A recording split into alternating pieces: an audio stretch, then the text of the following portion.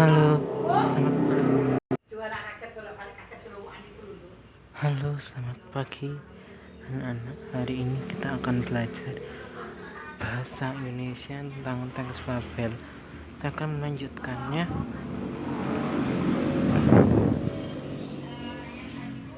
Materi yang akan kita pelajari pada hari ini adalah jenis-jenis fabel, struktur teks fabel, kaidah kebahasaan teks fabel. Kita akan bahas satu persatu. Jenis-jenis fabel. Fabel memiliki beberapa jenis, ditinjau dari beberapa segi. Tak dan latarnya ditinjau dari kemunculan pesan.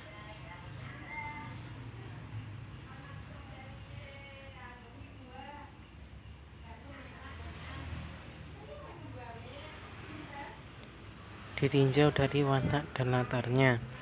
Berdasarkan pemberian watak dan latarnya, fabel dibedakan menjadi dua jenis. Fabel alami, watak dan latarnya disesuaikan kondisi ajaib. Nama saja alami. Fabel adaptasi, watak dan latarnya diubah dari kondisi asli. Ditinjau dari kemunculan pesan. Ditinjau dari kemunculan pesannya, fabel dibedakan menjadi dua jenis. Fabel dengan koda memunculkan pesan moral secara eksplisit di akhir cerita. Dan fabel tanpa koda tidak memunculkan pesan moral secara eksplisit di akhir cerita. Struktur teks fabel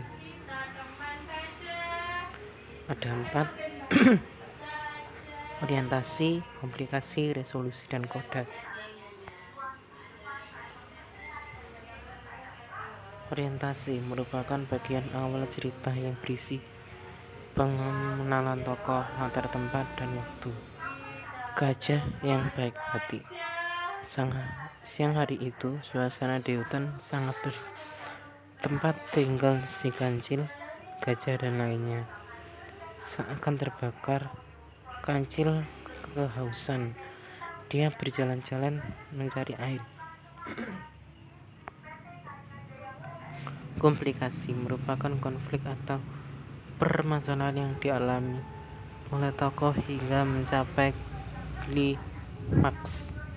Contohnya, di tengah perjalanan kancil melihat kolam dengan air yang sangat jernih. Tanpa pikir panjang, dia langsung terjun ke dalam kolam. Tindakan kancil sangat ceroboh. Dia tidak berpikir bagaimana cara naik ke atas. Resolusi merupakan bagian yang berisi pemecahan masalah. Contohnya, gajah menjulurkan belalainya yang panjang untuk menangkap kancil dan mengangkatnya ke atas. Begitu sampai di atas, kancil berkata, "Terima kasih, Pak Gajah. Saya tidak akan pernah melupakan kebaikan ini." Koda merupakan bagian penutup yang memuat perubahan pada tokoh dan pelajaran yang dapat dipetik dari cerita. Contohnya, masa depan adalah milik setiap orang, maka setiap orang perlu menyiapkan masa depannya dengan berusaha, bukan hanya menikmati kesenangan di masa sekarang tanpa memikirkan masa depan. Kaidah kebahasaan teks fabel. Penggunaan kata depan.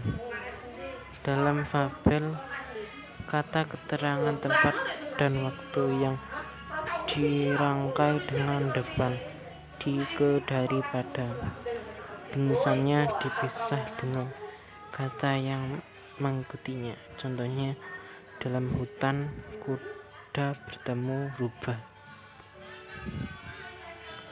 Penggunaan kata sandang, si dan sang merupakan jenis kata penentu atau pembatas yang letaknya di depan kata benda atau kata sifat. Bagaimana caranya agar si kancil rajin belajar? Tanya ibu. Kedua orang itu, si kecil dan si kancil, pembantu di pasar. Penggunaan kata depan dalam fabel, kata keterangan tempat dan waktu yang dirangkai dengan kata depan di ke daripada. Penulisannya dipisah dengan kata yang mengikutinya. Contohnya di dalam hutan kuda bertemu rubah.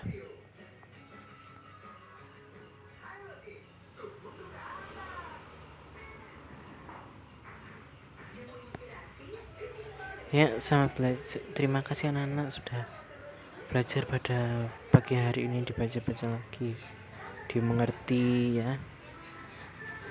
Dan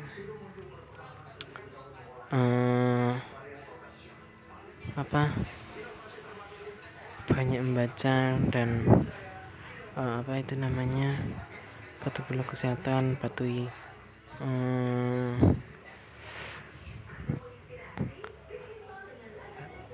patuhi 5M, makan yang bergizi dan seimbang, dan tetap jaga kesehatan. Selamat pagi, Tuhan berkati. Dadah.